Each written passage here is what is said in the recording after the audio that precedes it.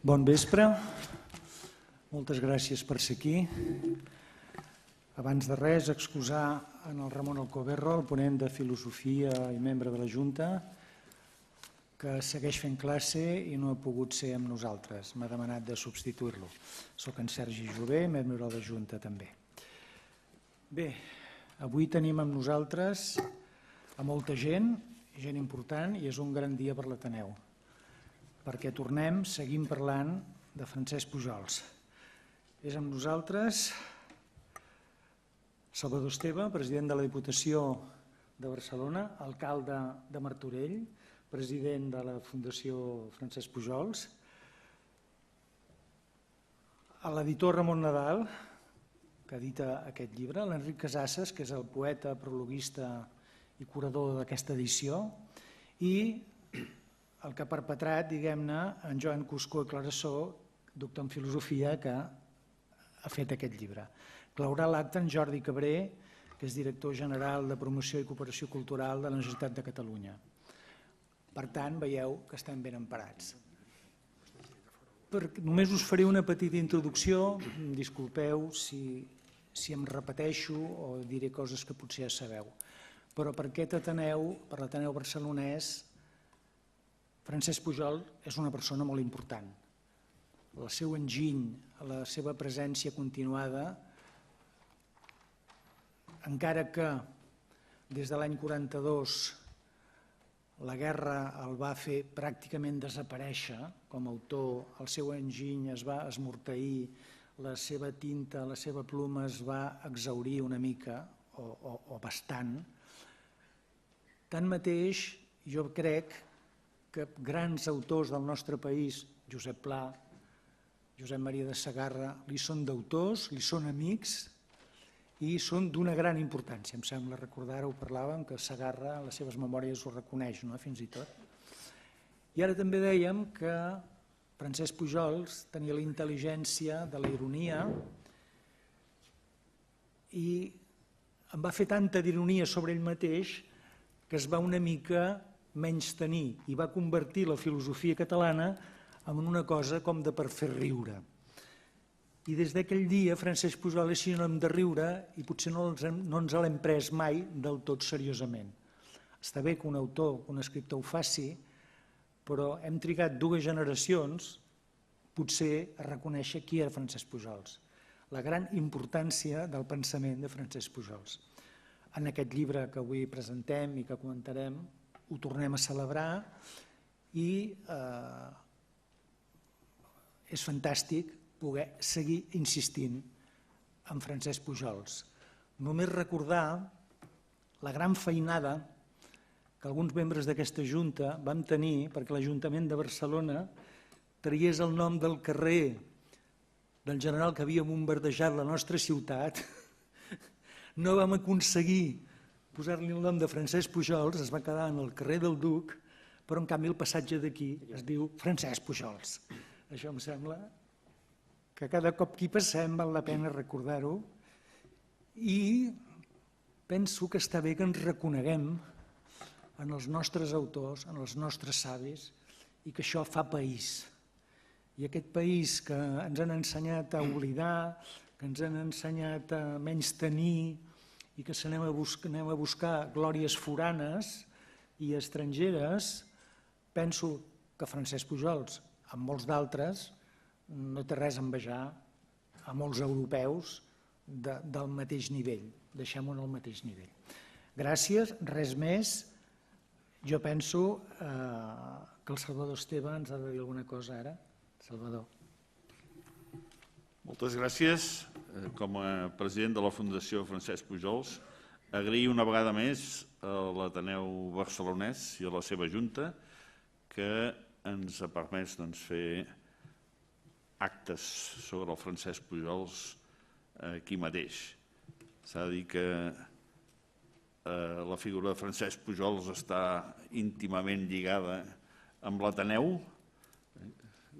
Pràcticament es podria dir que un sense l'altre no tindrien explicació i avui ser aquí a presentar la redacció d'aquest concepte general de la ciència catalana ens complau moltíssim. Des de la Fundació i sobretot amb motiu del 50ennari de la seva mort, que s'està celebrant, hem fet una sèrie d'actes molt remarcables i també la reedició d'alguns dels seus llibres. La missió de la Fundació Francesc Pujols és precisament això, recordar, mantenir viva la memòria de la seva obra, que, com s'ha dit molt bé, ha quedat durant potser masses anys oblidada, però la nostra missió és posar-la al dia i per això comptem amb gent molt important que ens ajuda a fer-ho, com els que avui som aquí, en Ramon Nadal, Enric Casasses, en Joan Cuscó i el Jordi Cabré, que també ens ha ajudat molt amb tota aquesta tasca. Per tant, moltes gràcies altra vegada, gràcies a vostès també per ser aquí. Es pot aplaudir? Sí.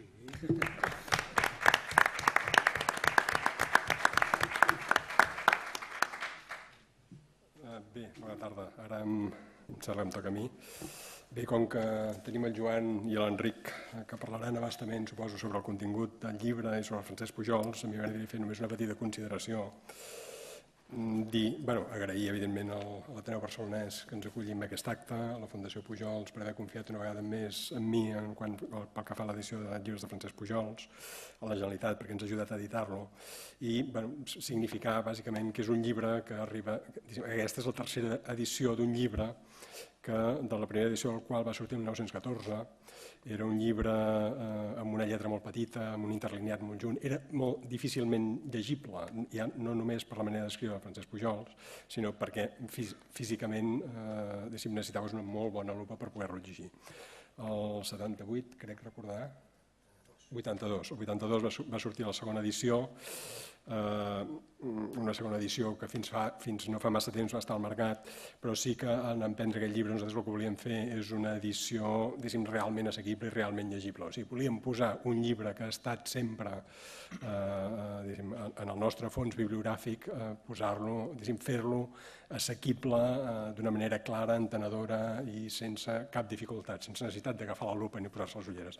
I em sembla que ho hem aconseguit, de totes maneres són vostès els que ho hauran d'acabar de dir. I no m'extenc més perquè els que els hi toca parlar del llibre és el Joan, em sembla que et toca amb tu ara. No, l'Enric.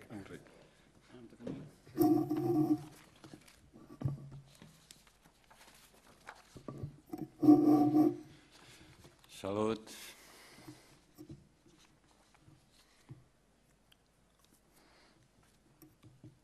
Bé, estem molt contents d'aquesta reedició. El que havia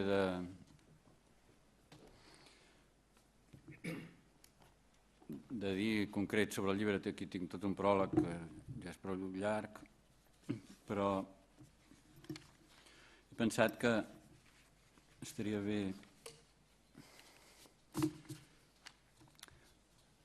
una cosa que ha dit abans. Ell que després de la guerra, Pujols, sembla que s'esgoti una mica.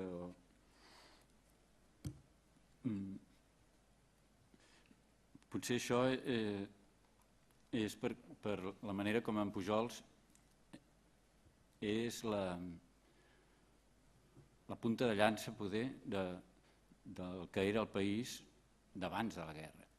I s'enfonsa el país, s'enfonsa ell.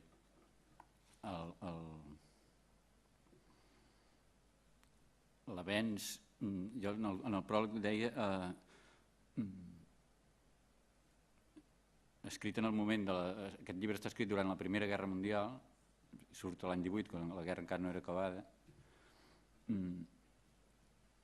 Pujols, en aquest llibre, és expressament i volent la punta de llança, el punt de màxima autoconsciència de l'onada expansiva catalana que aleshores s'ho estaven portant tot cap a un avenç sense parió. És a dir, Pujols amb el concepte es posa al davant de la gran caminada col·lectiva que havia començat amb la Renaixença i que s'acaba el 39. I a veure si Això és un símptoma de reprendre aquesta embranzida.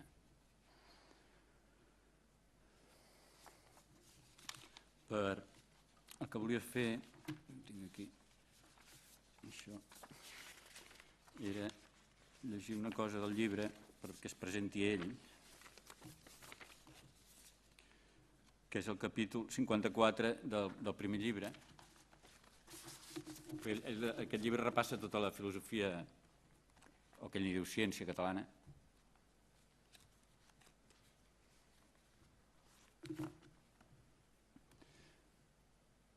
I el capítol aquest, la filologia, diu: i respecte a la filologia, que ja hem dit que és una ciència que agradava molt als catalans, citarem el cas d'en Païssa, que va ser el primer dels primers. Bé, això m'ho salto, tots els primers, perquè si no, no acabarem mai, i anem al gra del que volem anar. I per no citar tots els filòlegs que van treballar referent a la nostra llengua, que en aquells dies tornava a ser usada pels escriptors i conreuada amb gran cura, citarem el famós Pompeu Fabra, que és una figura capital del Renaixement de Catalunya i que no solament és el que ha fet i fa més per a la llengua catalana, sinó que és el que, publicant assaig i la contribució a la gramàtica catalana i la gramàtica mateixa, ha tornat el català a l'estat primitiu i a l'elegància de l'època d'en Ramon Llull, Muntaner, Ausiàs March, Bernat Metge i Joanot Martorell, que són els catalans del segle d'or, perquè havent observat que els primers escriptors de la llengua catalana moderna tenien moltes influències castellanes i que els que varen venir després per reaccionar contra aquestes influències anaven a parar a les franceses, com el que surt del foc per caure a les brases, va concebir la idea d'anar a estudiar la llengua catalana a la font de l'antiguitat. I fent estudis que li han valgut una anomenada immensa i una influència decisiva, va descobrir que de les 3 llengües que volten la catalana, que com hem dit són el castellà, el francès i l'italià, la italiana hi té tantes semblances de forma com hi puguin tenir les altres dues i, per consegüent, el que volgués seguir la llei del català antic tindria d'admetre tant la forma italiana com la castellana i la francesa sense fugir de les unes per caure a les altres i fent distincions molt importants que denoten l'elegància i la penetració de la seva intel·ligència privilegiada que punxa com una agulla i sap seguir el fil de les paraules amagat entre els fils de les altres, arribant àduc als darrers confins de l'etimologia. Va assenyalar les normes filològiques que calia seguir, restituint, endevinant i suplint, segons les conveniències del moment, i trobant sempre la forma que, sent més nova, tenia l'arrel més antiga, desenterrant paraules i formes que semblaven mortes i que, si ho eren, retornant-les de mort a vida, retornaven la naturalesa a la nostra llengua, demostrant que era un home que tenia un pensament sistemàtic d'aquells que sistematitzaven adaptant-se o coincidint amb la realitat, que són els únics pensaments que fan avançar la ciència. I sense perjudici d'aprovar, admirar i aplaudir els treballs filològics d'en Fabra, que han enaltit tant i tant la nostra llengua, direm que, si s'ha de confessar que el fi que assoleix és bo i molt bo, també s'ha de confessar que els mitjans que li serveixen per assolir-lo no ho són tant i resulta que el fi participa, en certa manera, dels defectes dels mitjans, que, com que són els d'estudiar el català gòtic, tendeixen a encomanar la forma gòtica al català que ara es parla, i és que, segons la nostra opinió, en Fabra fa cas omís de totes les riqueses literàries que van des del segle XVI fins a principis del XIX, que és quan les llengües llatines maduren i quan s'acumulen les cançons populars que ens queden i les imatges, les comparacions i ponderacions, els adagis i les dites populars que usem avui en dia i que tenen sempre una humanitat i una llibertat dintre de la llei que el llenguatge gòtic no tenia perquè estava tancat en la precisió d'una llei hieràtica com les imatges dels retaules que sembla que tinguin les mans lligades. I per això, si posem qualsevol cançó popular del segle XVII i XVIII al costat d'un document gòtic, veurem de seguida que aquest document té una llei tan estreta i tancada que el lliga de peus i mans i no li deixa dir les coses amb la llibertat que les diu. Per exemple, la lletra dels Segadors, que és el nostre himne nacional, que és del segle XVII, i és un exemple tan gran de llibertat gramatical com de llibertat política, que és una llibertat de llenguatge que va madurar a la boca dels que el parlaven i que no estava estancada i aturada com la lletra dels llibres mitjavals, que no cal dir que contenen lleis gòtiques que són les que varen venir amb la influència del septentrió a Catalunya, com ja hem insinuat en els capítols passats, que, segons es pot demostrar, com totes les lleis gòtiques, no són tals lleis, sinó una impossibilitat o privació d'arribar-les a complir, que per fer una comparació direm que són com les lleis del legislador, que per no descapdallar totes les lleis naturals fes tancar tothom a la presó i digués que no hi havia més llei que aquella. I precisament ara que parlem de lleis vindrà, com l'anella del dit, fer constar que, sent el segle XVI, XVII i XVIII, quan Catalunya es comença a presentar sense la capa gòtica que la vestia, com ho demostra el naixement, aquí contradiu la idea d'allò, és l'època de la decadència. Els segles XVI, XVII i XVIII essent el segle XVI, XVII i XVIII, quan Catalunya es comença a presentar sense la capa gòtica que la vestia, com ho demostra el naixement de les nostres principals institucions jurídiques, que en aquella època es comencen a presentar nues, ensenyant-ho tot i destruint la naturalesa gòtica que no les deixava sortir de la closca. És molt natural que el mateix que passa amb les qüestions jurídiques passés amb la qüestió filològica, que és la que ara tenim entre mans, i es pot suposar, amb fonament de causa, que la parla catalana d'aquells segles agafa una forma més pròpia de la nostra manera d'ésser que la que tenia la parla mitjaval. I per això podem dir que estudiar el català antic per trobar la vera forma del català és com si per trobar el secret de l'arquitectura catalana moderna li volguéssim imposar les lleis de l'arquitectura gòtica de darrers del XIII i de tota la primera meitat del XIV, que és la que correspon exactament a l'època de l'esplendor de la nostra literatura que en Fabra estudia. I si bé ell ja ens diu que reconeixent que si el català del segle XVII és el que comença a sortir de la rigidesa gòtica per a fer el ple com la lluna, també s'ha de reconèixer que és quan rep més la influència de la literatura castellana que ho va invadir tot. Nosaltres li direm que ultra que el català, paral·lelament en aquesta influència que s'ha de reconèixer i en virtut del seu propi geni, va treure una florida que li és pròpia i ben pròpia. S'ha de tenir present que el castellà, com el mateix portuguès, va sortir molt més de la dominació gòtica que el francès i l'italià, que encara la conserven, i que si dels francesos no ens estranya, perquè ja sabem que França és una nació de fons teutònic i septentrional, de la Itàlia ens ve molt de nou i és una cosa que només ens la podem explicar dient que Itàlia, havent sigut com va ser la pàtria del llatí, que era una llengua que va tenir tanta llibertat com va voler i va ser tan humana com ho pugui ser el català que ara es parla i com ho eren les boques que la criaven, no té prou forces per a tornar a la llibertat antiga, que com la llibertat ètica estava fonamentada en la maduresa de les lleis humanes que també tenen el seu temps per madurar, com les figues per l'agost, i de la mateixa manera que no ha retornat mai més del tot la Itàlia, el seu dret clàssic, tampoc ha retornat a la llibertat filològica del llatí de Ciceró. I fetes aquestes consideracions que fan referència als treballs que en Fabra ha fet en pro de la restitució del català antic, farem punt final fent constar que la primera part de la seva carrera filològica, al revés de la segona, va ésser completament innovadora perquè en Fabra va començar portant moltes innovacions que és llàstima que les hagi deixat escórrer males aguanyades perquè eren fetes amb tanta gràcia i atreviment com favorables a l'economia de la llengua i, segons la nostra modesta opinió, haurien arribat molt més a l'arrel del català que el retorn a les formes gòtiques que ha adoptat en la segona part de la seva carrera i haurien contribuït a dar-li una gràcia radicalment nova perquè no hi ha ningú al món que tingui la gràcia que en Fabra té per les innovacions lingüístiques.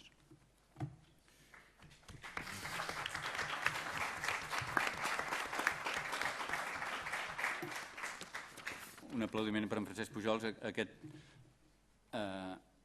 estil d'elogiar i veure la crítica, a més de la quantitat d'idees que entremig van passant per aquí, tot aquest llibre és ple i un bullidor d'idees d'aquestes, aquest estil de fer l'elogi i la crítica al mateix temps, arriba al sumum en els 4 o 5 capítols que li dic al Geni d'Ors al final del primer llibre, que és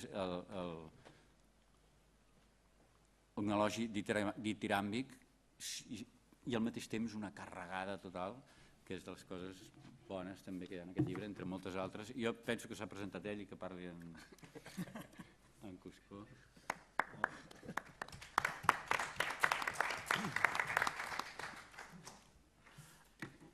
Bé, doncs parlarem.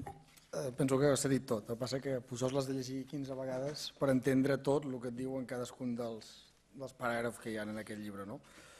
I bé, ja que està primer agrair a l'Ateneu, agrair a la Fundació la reedició del llibre i també que em permetin dir 4 coses. Penso que ara tenim un Pujols bastant conegut en els últims anys, les obres que s'han reeditat, i això és una cosa molt estranya en un país com el nostre en què no tenim l'obra de cap filòsof completa acabada, ni tan sols del Plantarc o Eugeni d'Ors no la tenim ni crec que la tindrem mai, ni Pàniker, ni Ferrater Mora, ni ningú. Per tant, tenir quasi tota l'obra de Pujols editada és una gran cosa que ja ens feia falta i que d'entrada ens n'hem d'enorgullir. Només recomano ja que editem els principis immutables junt amb l'esperit i la matèria, que són els articles de ciència que es desprenen d'aquí, perquè de fet tot Pujols està aquí dins i després ho fa a trossets. Tot el que ell diu, el que ell proposa aquí no ho fa, evidentment no ho fa perquè era impossible fer 5 llibres com aquest, és impossible. Però sí que ho fa en certa mesura, tot i que li queden llibres al calaix o llibres que en publica articles, com els comentaris literaris, que en publica el segon capítol dedicat a Sòfocles i Èsquil l'any 27 i diu, el tinc fet, publica el segon capítol i mai més n'hem sabut res, és a dir, que tot i així sí que va navegant, però vaja, jo penso que ha deixat unes obres imprescindibles a la cultura catalana. Un és el concepte, evidentment, de l'any 18, el llibre de Job, és un altre llibre, evidentment, imprescindible. Jo penso que hauria de ser de lectura obligatòria a qualsevol institut, perquè la llengua que hi ha en el llibre de Job, com la que hi ha aquí, és no només pel contingut, sinó per la llengua, és imprescindible. La solució Cambó és un llibre imprescindible i la visió de Gaudí, evidentment, és imprescindible. És a dir, per tant, només per aquestes obres ja valdria la pena que Pujols estigués al cànon filosòfic, estètic i, per tant, de tots en aquest país. I que si més ho completem amb les coses que ens falten ja tindríem una cosa completa. Per tant, agrair i pensar que tenim molta feina feta en endavant. El que faré jo avui, situaré Pujols en el context de la filosofia perquè aquí hi ha una càrrega absoluta a la filosofia. Tot i que s'ha dit sempre que no és filòsof, per sort últimament veiem que la majoria de gent diu que sí. La majoria de gent que l'ha llegit ja últimament, tothom diu que pensa molt seriosament. De fet, hi ha una cosa que qualsevol se'n dona compte. Critica tot, menys mai critica la filosofia. En cap moment es carrega la filosofia en si mateixa. Per tant, vol dir que sí que hi creia en la filosofia. El que passa que l'escriptor i el filòsof van molt junts, perquè si no, no podria fer això que ha fet, i si no, no podria dir el que va dir. I jo penso que el llibre, perquè ens entenguem d'entrada, comença amb una gran hipèrbole, fa una hipèrbole molt gran tot ell, que és el que ha fet aquí en petit, diu Catalunya és el país de la màxima veritat, el país que té la veritat a les mans, conseqüència, per això estem en l'error més gran que mai hem estat. I amb això fa una crítica absoluta a la societat i la filosofia de l'època i ningú és capaç de rebatre-li. Bé, l'Ors sí, perquè se'n dona compte del que li ha fet. I quan se'n dona compte ja veurem el que li diu. Per tant, avui parlarem una miqueta d'això, per tant situarem el concepte com a llibre de l'any 18. L'any 18 no l'hem d'oblidar, és l'any del gran fracàs de l'humanisme occidental, és la Primera Guerra Mundial, l'Ors també li passa, tots. La confiança en què la civilització occidental tenia unes possibilitats de ser humanista s'ha acabat i, per tant, tots estan descol·locats, a Europa i a Catalunya. Ors també queda descol·locat i després, quan fa la doctrina de la intel·ligència, se'n va cap a un altre costat, a part que Pujols ja li ha fet la clatellada i l'obliga a anar cap a un altre costat. I l'any 38 Pujols ho rebla, això, quan fa un article que es diu La mort de l'humanisme, parlant de Hitler i del nazisme, diu on ens ha portat aquest humanisme fals, aquesta filosofia falsa, és els totalitarismes, l'esforç de la voluntat, allò que ens matxaca. Per tant, no podem mai descontextualitzar el que està dient i com ens ho està dient i la crítica de profunditat que hi ha i aquesta recerca de dir, en el fons faig una crítica però hem de construir un humanisme diferent. I aquest és el fons en el qual hem de situar Pujols, si no, no l'entendrem. Per tant, situarem l'obra i situarem una mica amb altra gent d'aquesta casa, a Llorenç i Barba i Milà i Fontanals, que ell també els agafa, i per tant intentarem veure com es mou en tot aquest món d'aquí. I això és el que farem. Aleshores, el concepte és l'any 18, ja l'hem situat una miqueta contextualment, i l'únic que se'l llegeix seriosament jo diria que és Creixells. Creixells és també vinculat a aquesta casa, és potser dels pocs filòsofs que haguéssim tingut al segle XX bons a aquest país, però es va morir molt jove. L'obra completa sí que la tenim editada, són 2 volums. Per tant, és molt fàcil. Creixells no acceptava en cap moment l'estil de Pujols, era noucentista, però sí que diu, quan acaba el seu article, diu és dels pocs llibres seriosos de filosofia que s'han escrit en aquest país i que els lectors ho tinguin en compte. O sigui que no va de broma, que això que ens diu aquí no és una botada, no és una broma, i per tant llegim-lo en compte. I jo penso que hem de llegir en compte el concepte i després hem de llegir el llibre de Job. Els dos, qualsevol persona que vulgui entendre on va parar Pujols o què és la hipociologia de Pujols ha de llegir Job i ha de llegir el concepte. Ens estan dient el mateix. Job, el llibre de Job, que tots sabem el que és la persona, l'ètica, el fonament de la persona i el concepte és el fonament de la consciència col·lectiva. Per tant, són dos atacs, dues crítiques, dues construccions de l'individu i de la societat, obligant-nos a transformar tot allò que teníem. I, per tant, els hem de tenir en compte. Situem l'època, situem l'obra, i aleshores el concepte sí, ens situa tot el que ell pretén Pujols en aquest humanisme. Ell diu, hi haurà 5 conceptes, 5 llibres com aquest. Aquest que tenim aquí, que és el de la ciència és la filosofia. En tindrem un altre que serà el de la pàtria. El de la pàtria és l'hegemonia, que sí que el publica l'any 26, l'hegemonia política de Catalunya a Espanya, el publica el 26, i jo penso que aquí hi ha un capítol de Pi Maragall que és tota la tesi. Qui no vulgui llegir els 2 volums, llegeix el capítol de Pi Maragall aquí i té tots els 2 volums llegits. La interpretació, més algun capítol de cap al final, però tindrà tot aquí. Què se'n dona compte l'hegemonia Pujols? Que no pot repetir un llibre com aquest. Si ha de fer el llibre de comentaris literaris, que el comença i no l'acaba, si ha de fer l'hegemonia política, no pot mantenir el to amb tots aquests volums, però se'ls proposa i de fet ho desenvolupa una mica. Per tant, concepte de la ciència, concepte de la pàtria i el concepte de la religió, que el fa entre Gaudí i la moral, i per tant sí que fa trossos però no el fa tot, i el concepte del comerç, diu, fins i tot hauríem de fer el concepte del comerç català. I el del dret, sí, el del dret també fa alguna cosa, clar, perquè tenim tots els conceptes. Aleshores, això per què? Perquè en el fons ell diu hem de capgirar tota la cultura existent perquè ens hem això fracassat. És a dir, que no és que s'estigui fent un cap mas d'anar més enllà. I aquest és el projecte que es proposa aquí, que no el farà amb 5 conceptes, però si seguim les línies, tenim aquí un capítol al primer gall que va cap a l'hegemonia, que va cap a la solució Cambó, que va cap al llibre estel de Joaquim Torres, que és l'iberisme. Hi ha un opuscle magnífic, si el troben, de Pujols, que és el mal del separatismo català, publicat a Madrid, que l'han llegit la gent en sèrio, no és gens en sèrio. Si vostès el llegeixen dirien que allò ho està dient l'Aznar avui en dia. El que fa Pujols és dir, això és el que pensen ells, perquè quan envia una carta a Maragall l'any 6, quan Pujols està a Madrid, li envia una carta i li diu, mira, a Madrid, primera, no ens entendran mai. Segona, no saben dialogar perquè només es barallen entre ells. Tercera, només parlen de glòries nacionals i de militars. I quarta, s'haurien de maragallejar, però no ho faran mai perquè no tenen un maragall i no el llegiran amb tu. Per tant, ell ja veu el conflicte. El que fa aleshores, just després, és publicar el mal del separatismo català, que és com enfotre's en una mofa completa del que pensen els espanyols dels catalans. I al final encara era regenerista en aquell moment i fa un capítol dient potser ho podrem regenerar, que és Cambó. Però tot i així ell després se'n va a l'iberisme.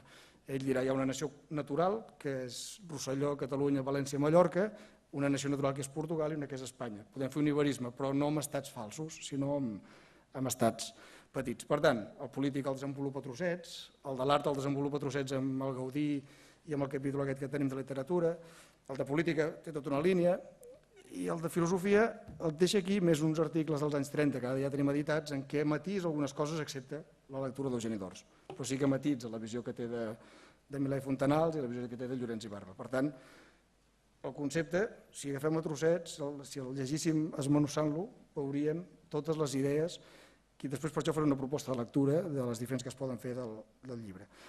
Però per tant, seguim el pas, aleshores. He dit que hi ha 2 llibres importants, el concepte hi tornarem.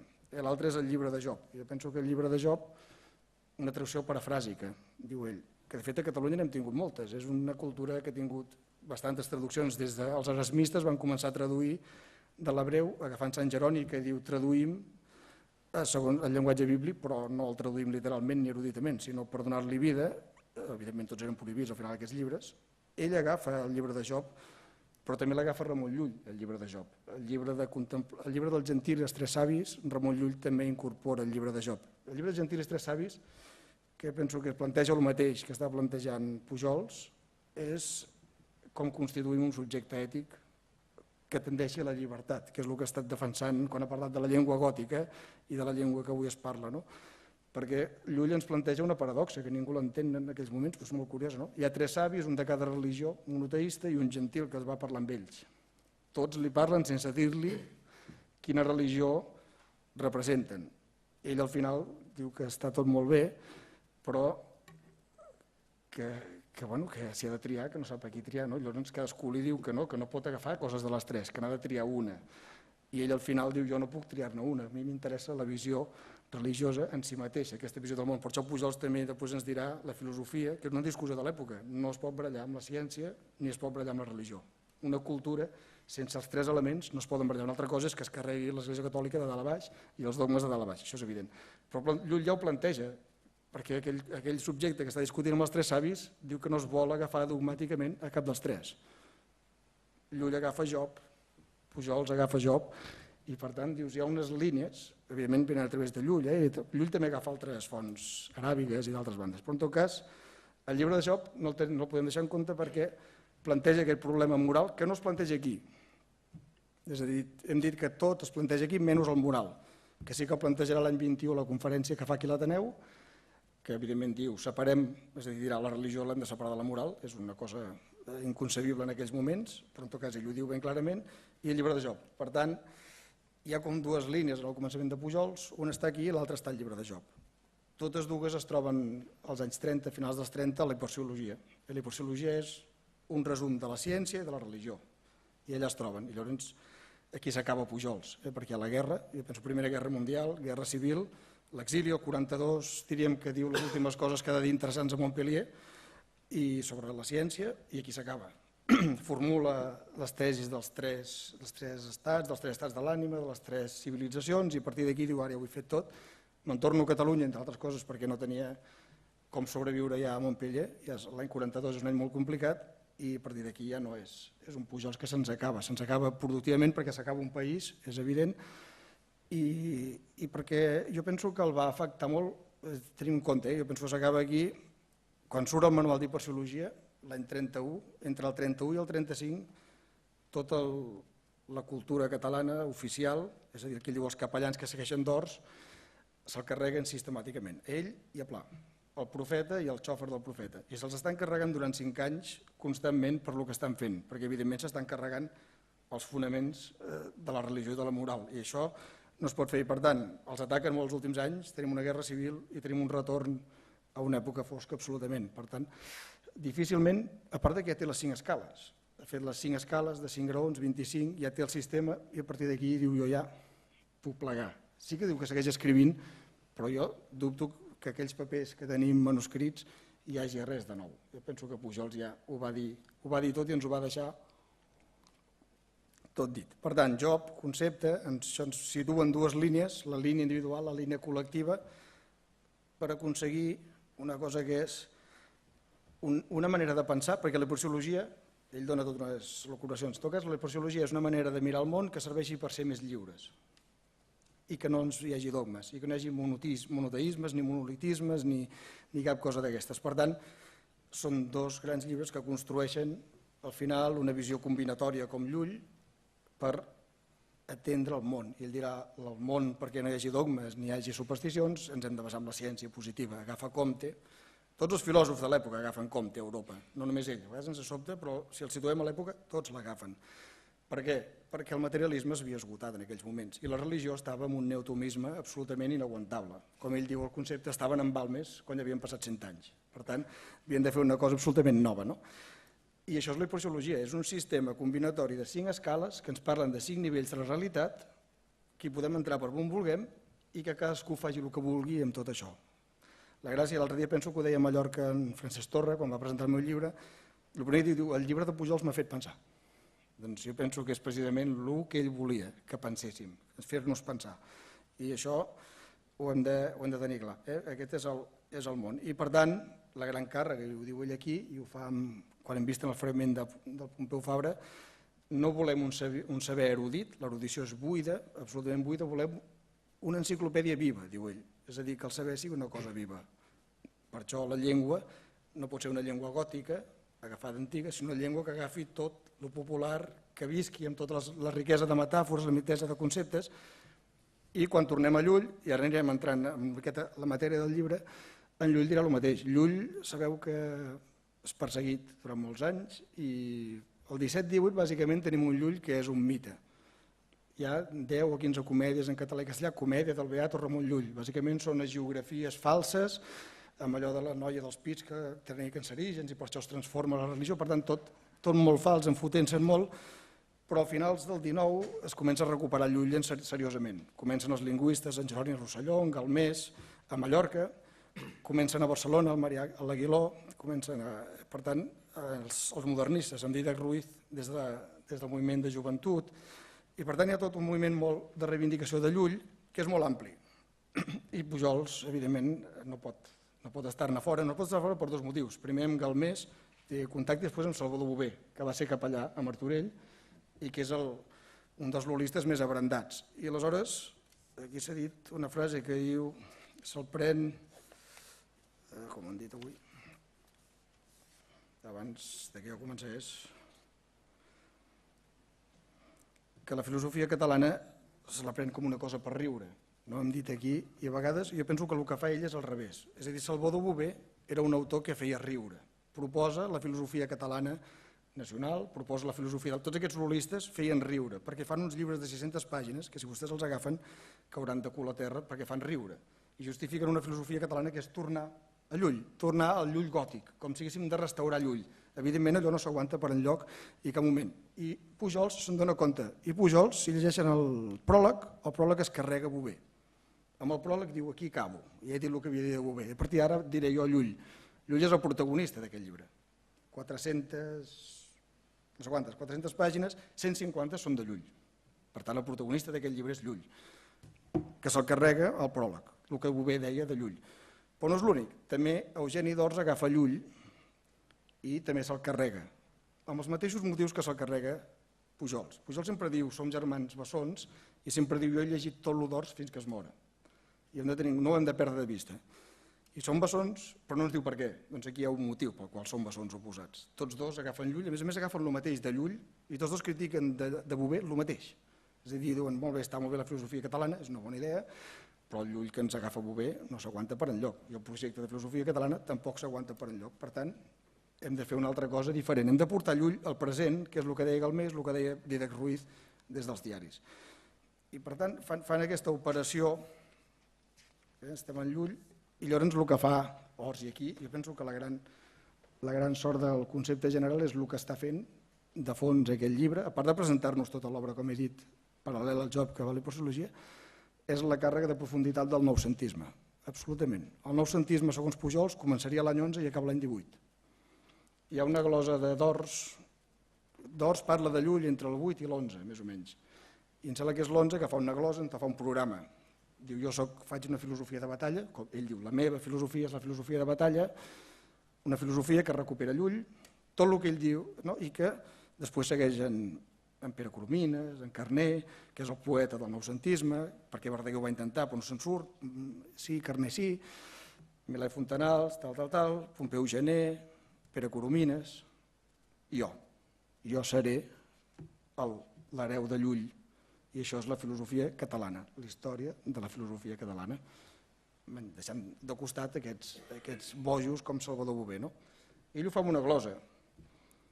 L'any 18, si mirem el concepte general, el que fa Pujols és posar en pràctica aquesta glosa d'Eugeni d'Ors. Primer estudia Llull en sèrio, cosa que no va fer mai Ors, i després agafa tots els autors que d'Ors cita i se'ls va carregant dient ni un d'ells és lulista. Llorenç i Barba no era lulista.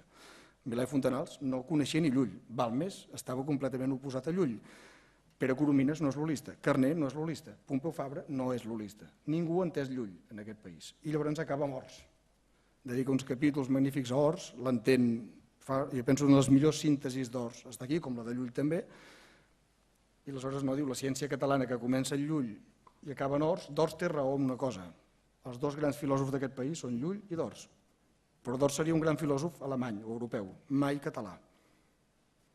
És a dir, la tesi de l'Ors, que el noucentisme havia de ser allò, l'agafa, la interpreta i la capgira. D'Ors s'ha equivocat. Jo seré el que seguirà Llull, jo faré el sistema.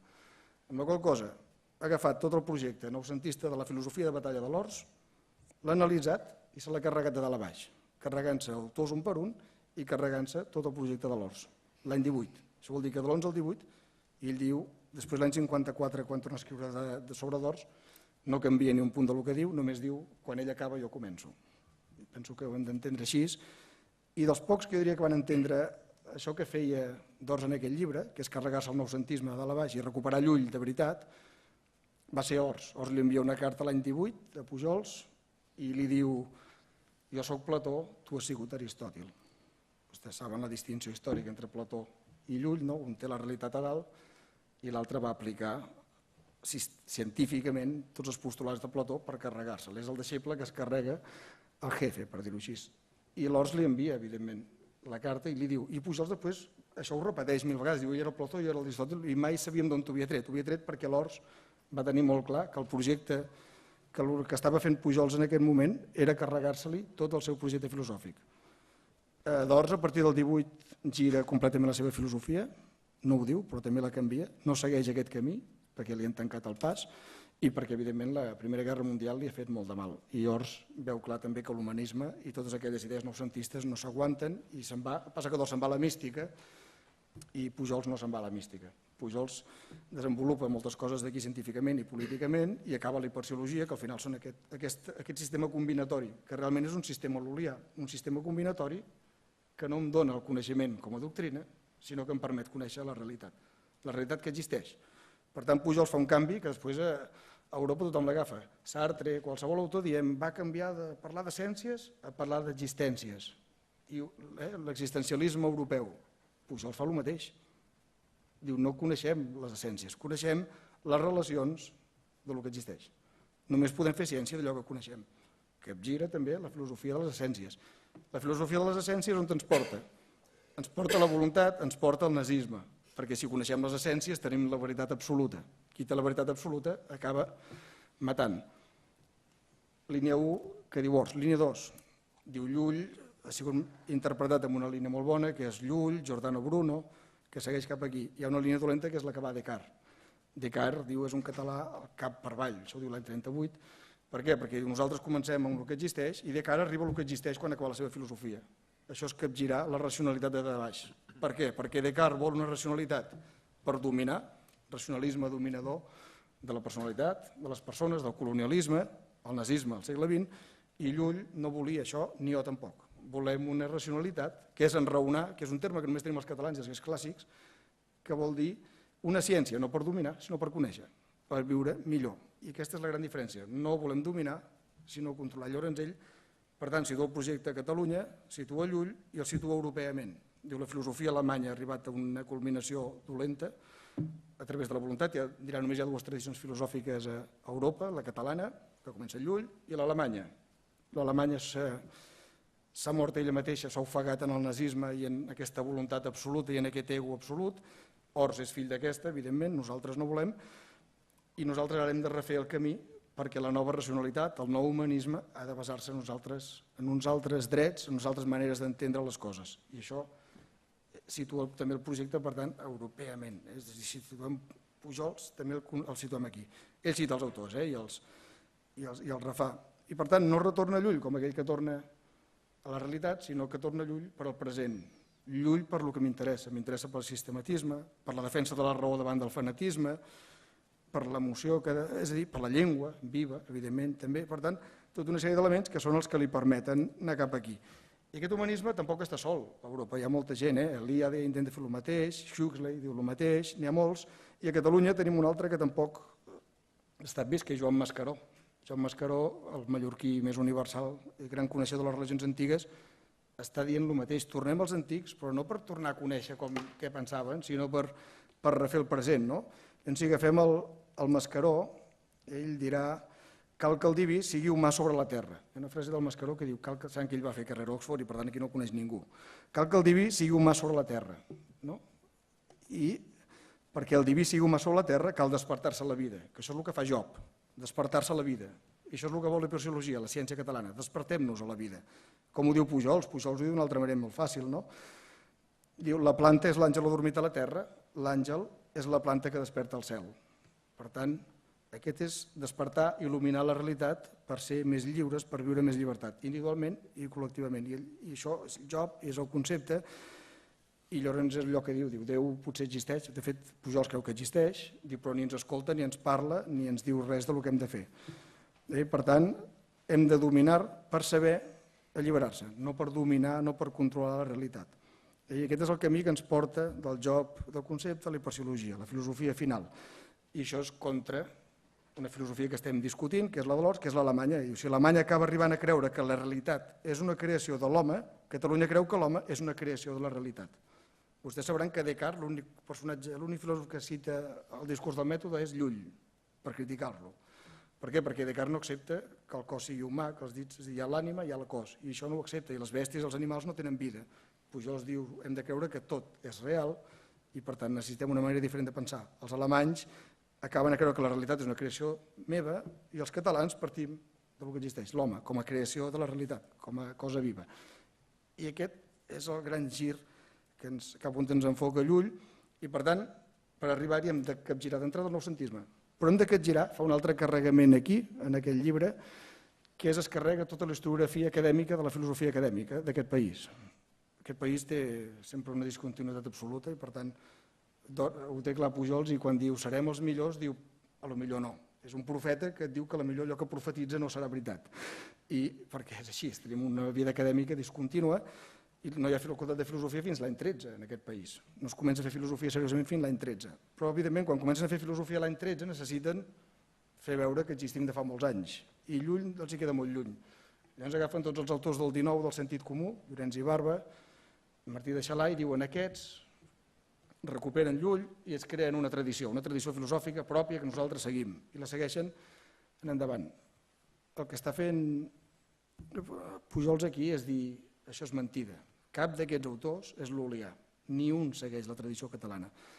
I pensem que aquesta historiografia oficial fins als anys 60 s'ha mantingut viva i encara avui en dia els manuals diu això, no? L'únic que fan un joc de mans. Als anys 60, quan no saben què dir, Joaquim Carrers Artau diu hi ha la filosofia del sentit comú, la filosofia del seny, que és Llorenç i Barba, que és la Renaixença, que no són ben bé el mateix, no sabem com dir-ho, però bueno, són catalans. I després diu, sí, hi ha la lul·liana que ja no és igual, però bueno, sí que són catalans perquè és el seny i la rauxa. I ho acaba arreglant amb aquest joc de paraules. Són definicions que no ens ho diuen i el seny i la rauxa. Al final hi és tot, és evident que hi és tot. En tot cas, per no reconèixer l'error de durant 100 anys d'haver dit acadèmicament que aquest país hi ha una tradició que continua. Pujols diu no, hi ha Llull, hi ha una decadència, amb uns autors que diuen alguna cosa bona al XIX, però decadència, i hi ha el segle XX. Un Ors equivocat absolutament per culpa de la decadència i jo que faré al futur. I això és el que ens està programant i ens està dient aquí com a gran projecte que ell diu. Per tant, ens agafa d'Ors, el capgira. Jo penso que els capítols més meravellosos de tot el llibre són els d'Ors, lingüísticament i també per concepte. Si coneixes Plató o Ors, t'ho passes bé, i si no coneixes, t'estiren endavant. Són uns capítols molt millors, que Miquel és molt bo, el de Pompeu Fabra, no? I per tant, tot aquest camí ens el va tirant endavant. Jo, com que penso que les idees generals les he dit, aniré cap al final, perquè no, tampoc ens hem de cansar. O sigui, la meva feina és escriure això en moltes pàgines i ficar 50 i pico notes a les pàgines perquè jo ho tingui clar i perquè els hi puguem aclarir, no? Però hem d'anar de l'oralitat perquè si no, no farem res més. Bé, doncs, dites aquestes idees, jo voldria parlar de com llegim el concepte i així acabem. Jo penso que la lectura del concepte es pot fer de moltes maneres. Jo vaig començar fa molts anys, quan vaig llegir la segona edició amb unes lletres petitíssimes, com qualsevol escolar acadèmic, llegeixes això com uns autors, una cronologia, unes coses que et creus, com una historiografia que funciona. I funciona perquè, de fet, et dona pistes d'una pila d'autors, perquè parla de tots els autors, i per tant funciona. I a més, la síntesi que fa de Llull o la que fa d'Ors són molt bones i per tant funcionen, i de Sibiuda, i tot això funciona molt bé. Però si et quedes aquí, penso que després veurem com ho diu Pujols, al final del llibre et quedes a mitges i no has tret realment, no has arribat a aquesta enciclopèdia viva que ell vol que arribi. Seria una enciclopèdia erudita, per tant seria fals. I per tant penso que hem de mirar altres maneres de llegir el concepte i jo penso que es pot llegir a trossos, a capítols també. És evident que podem agafar el capítol de Pompeu Fabra i en aquest capítol podríem fer-ne una enciclopèdia, només d'aquest capítol. El podem llegir per la qualitat, però també el podem llegir amb un altre tipus de segmentació. El pròleg, ja he dit, el pròleg el que fa, si ens el mirem bé, és carregar-se tots els que havien dit com havia de ser la filosofia catalana, que és Bové, i els lulistes oficials. Només el pròleg. Després dedica 150 pàgines a Llull, que és el gran autor. Jo una mica Sibiuda, no el coneixia tant, perquè era molt més desconegut, però dedica, i aquests estan molt bé. Després, acte seguit, ens explica el seu projecte. De la pàgina 151 a la 178 ens explica el que ell vol fer. Ja ens ho ha dit, ens ho diu aquí de començament, i quan vas al final et diu torna allà qui vulgui conèixer el que vull dir. Per tant, fins al 150 fa una presentació magnífica de Llull i Sibiuda. Del 150 al 178 ens diu el que ell vol fer, el que ell veu que ha de ser la filosofia. Després comença a fer tots aquests autors del 19 dient que cap d'ells és filosofia catalana.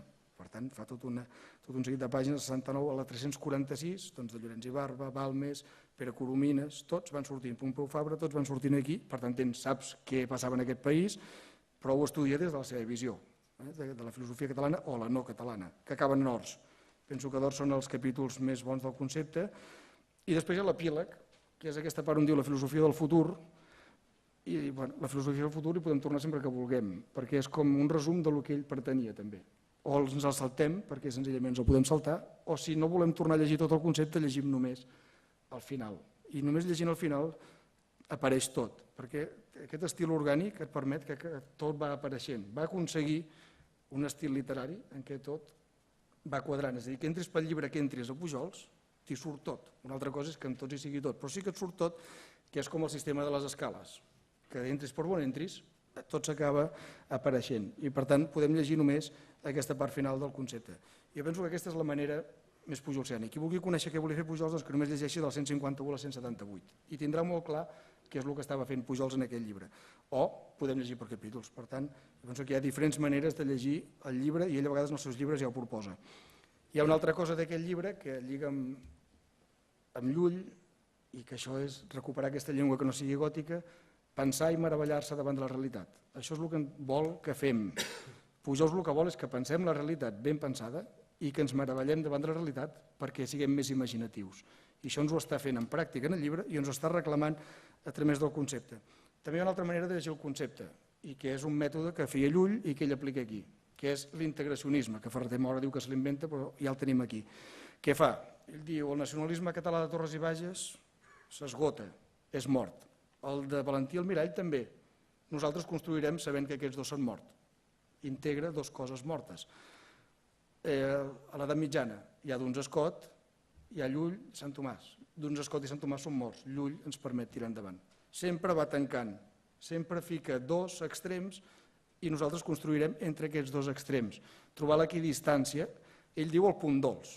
I això el filòsof, el que sàpiga pensar de trobar el punt dolç de les coses. El punt dolç és, entre els dos extrems jo trobo el punt dolç. I això, si llegim el llibre així, també tindrem una clau interpretativa de com anem entenent el que ens va dient dels diferents autors. És Pompeu Fabra.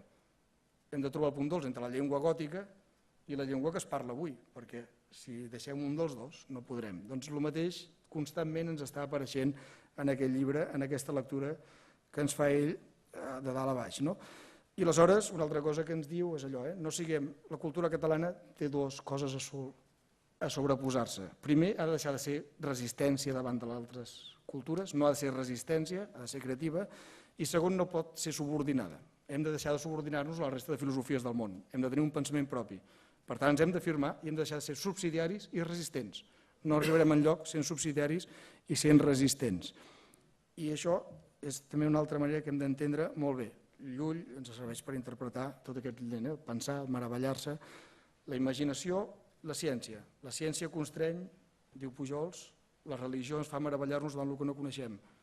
L'imaginació i el coneixement rigorós ens permeten anar a un altre punt dolç. Això és el que ens està dient aquí. Aquest és el nou humanisme. Quin serà? No ho sap. Ni ho sap ni ho vol dir, perquè no vol alumnes, ni vol profetes, ni vol dogmes. Ell ens diu, trobeu el punt dolç i sereu capaços vosaltres d'arribar en aquest punt que tots ens agradaria arribar, a aquests dos extrems, a aquestes dues bandes. I per acabar amb l'estil, jo penso que és la hipèrbole màxima. Som el poble de la veritat, estem amb l'error absolut, corregim-lo. I què és la hipèrbole? La hipèrbole és Gaudí. Si Pujols té 4 autors a través del qual el faria universal. Dalí, Gaudí, Dalí, perquè evidentment sense Pujols no hi hauria Dalí, Gaudí és l'únic que el reivindica, Segarra, Pla, no serien inconcebibles sense Pujols, però què fa Gaudí? I com ho veuen ells? Gaudí és...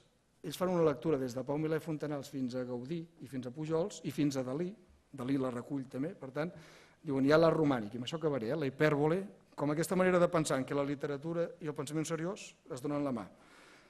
Ja a Catalunya tenim l'art romànic. L'art romànic és un art de parets molt gruixudes, finestres molt petites, és un art defensiu, un art petit, de volta rodona, petit. Després tenim el gòtic. El gòtic és un art ogíval que ens permet unes esglésies més altes, una arquitectura més alta i més llum. Més llum és més saviesa. Com superem el gòtic? El gòtic el supera Gaudí. Gaudí agafa l'art, la hipèrbole, la catenària, tota una sèrie de formes de la natura i fa un edifici, com és la Sagrada Família, al doble d'alt que els edificis gòtics i amb molta més llum que qualsevol edifici gòtic. Per tant, té més llum, té més saviesa, és l'arquitectura d'un nou humanisme. I això també ho recull Dalí, no ens pensem que s'acaba aquí. Per tant, des del XIX hi ha una lectura en què el pensament ha de tendir a trobar formes a través de conèixer bé la natura que ens permetin més llibertat de crear i més llibertat social, més llum. Això es va en l'arquitectura.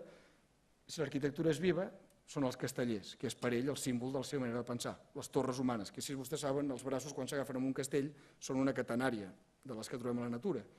Per tant, és una forma de la natura aplicada a la vida humana. Per tant, com que el pensament és viu, no és petrificat, els castellers són més símbol que la Sagrada Família del pensament català. Però venen a dir el mateix.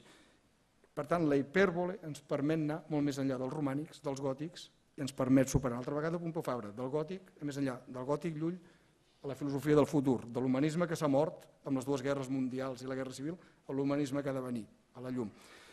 I hem de tenir en compte la hipèrbole en llegir Pujols, perquè si no caurem amb la trampa. Qui se llegeixi molt seriosament farà errors i qui se llegeixi totalment de broma serà un error absolut. I jo penso que això és la cita que ell ens diu quan acabi, amb això acabo, perquè m'he allargat massa, quan estem acabant el llibre, tot aquest totxo del concepte, si l'hem agafat i l'hem llegit de dalt a baix, és per tancar les pàgines i marxar o per dir soc molt intel·ligent perquè l'he entès. Perquè Pujols ens diu: suposem que la immensa majoria dels nostres llegidors són més burros que una sola de sabata i que si les coses no se'ls donen mastegades i ben especificades no se les poden empassar, perquè moltes vegades ni especificades les arriben a entendre, segons alguns ens han confessat. Per tant, és un elogi pel que l'hagi entès i alhora és dir vigileu molt amb com em llegiu, però llegiu-me molt seriosament. Res més.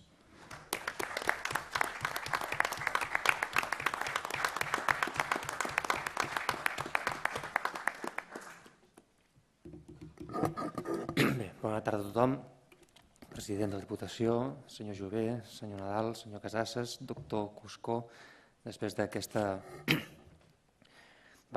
extensa reflexió sobre el pensament de Pujols, jo només m'atreveixo a dir 4 pinzellades de les que a mi m'han marcat, especialment enguany, que hem aprofitat per intentar evitar, nosaltres des de la Direcció General vam intentar des del començament intentar evitar que un any com el Sales, Calders i Tisner eclipsés el 50aniversari de la mort del Pujols i en aquest sentit vam intentar, i penso que ho hem fet, afavorir totes les iniciatives d'arts escèniques, com de conferències, com d'activitats diverses, com fins i tot d'experiments de llum a Figueres i a Martorell que hem pogut. I per tant penso que ha estat un any Pujols reeixit, potser no tan vistós, però en qualsevol cas jo penso que s'hi ha fet la justícia que es mereixia.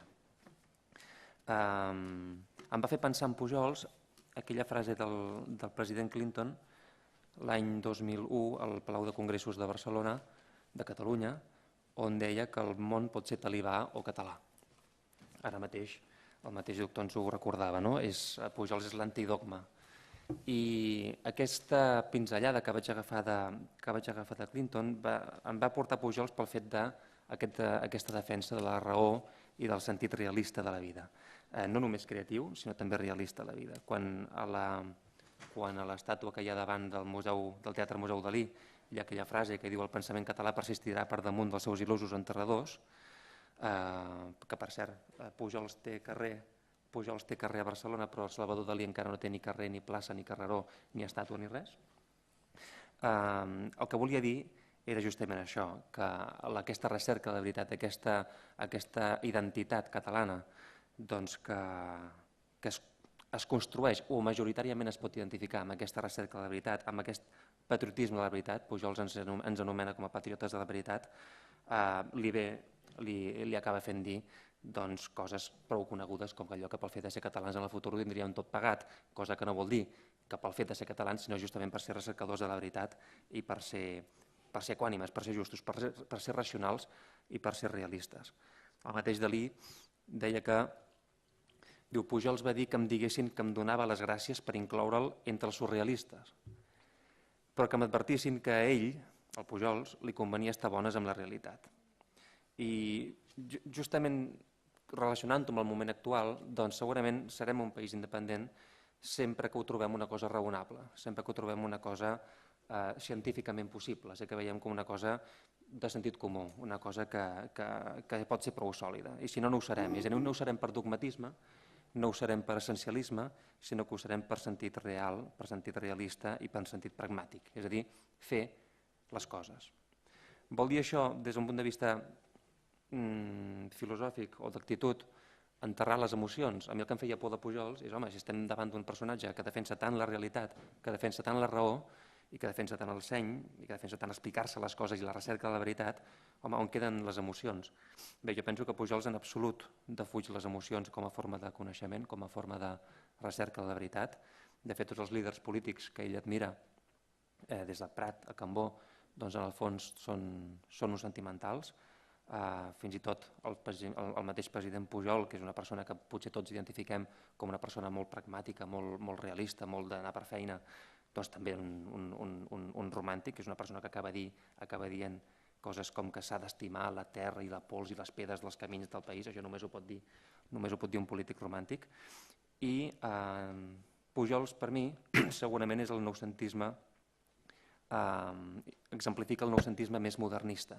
És a dir, la gràcia de Pujols, i per això me l'he estimat aquest any i per això m'ha agradat dedicar-li totes les partides pressupostàries i tot el temps que hem pogut, perquè ell intenta explicar-nos. Jo és la primera persona, el primer autor que conec que intenta explicar-nos de debò, de dalt a baix. I en aquest moment, com podeu entendre, de desconcert polític, de desconcert també filosòfic i de rumb, explicar-nos és una bona cosa.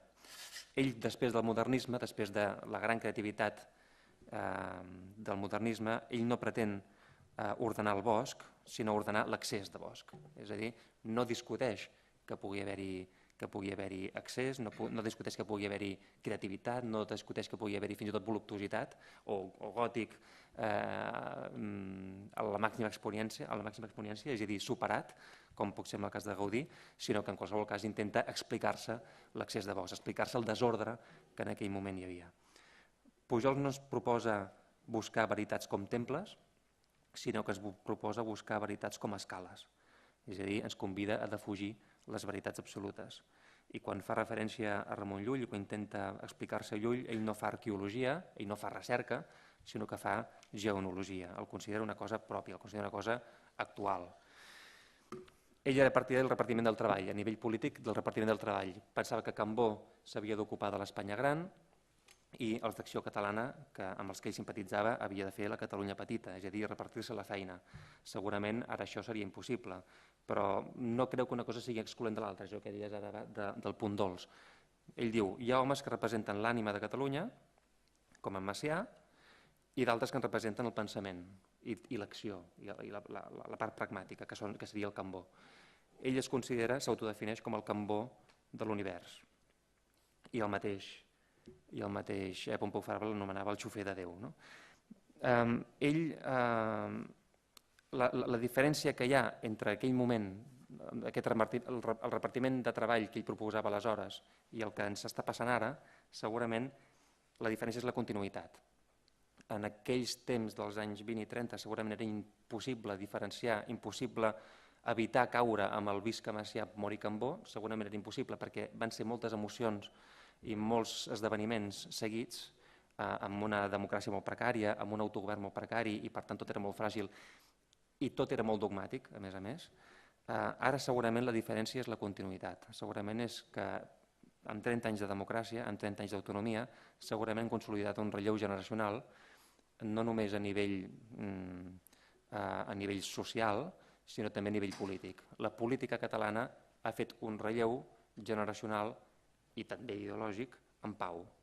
I això segurament és el que segurament ara el faria pensar d'una forma diferent i creure que el repartiment del treball segurament no s'ha de fer entre Madrid i Barcelona, sinó entre Barcelona i Catalunya, entre Catalunya i Catalunya mateixa.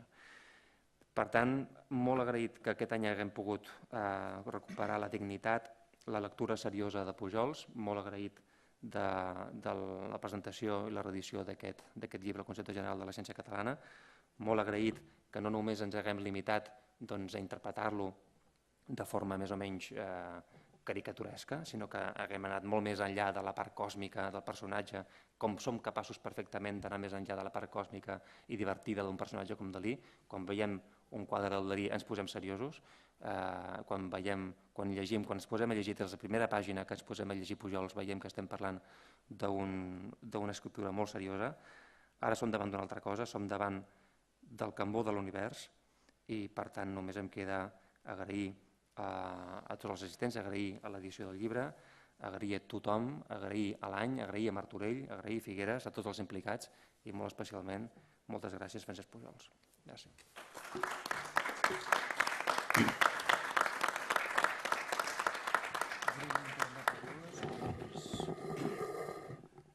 Com és tradicional a l'Ateneu, si obrim un torn de paraules, si algú vol fer un aclariment, alguna pregunta.